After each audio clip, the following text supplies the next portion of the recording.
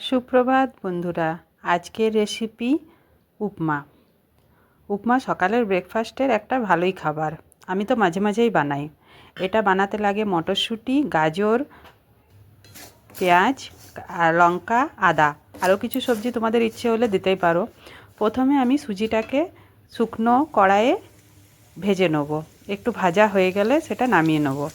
এরপর আমি কড়াইয়ে তেল দিয়ে বাদাম ভাজবো। বাদামগুলো একটু লাল লাল করে ভাজবো, খেতে তাহলে মুচমুচে হবে। এরপর তেলে একটু সর্ষে ফোড়ন দেবো। সর্ষে ফোড়ন দেওয়া হয়ে গেলে কাঁচা লঙ্কা, আদা, পেঁয়াজ দিয়ে ভেজে নেব। একটু ভাজা ভাজা হয়ে গেলে এরপর গাজরটা দিয়ে ভাজবো।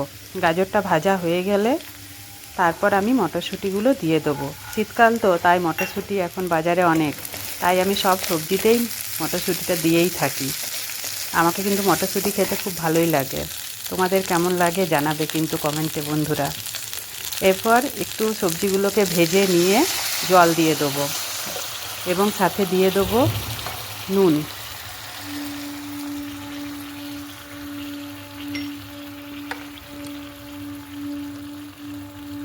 এরপর জলটা একটু ফুটবে আর সবজিগুলোও সেদ্ধ হয়ে যাবে।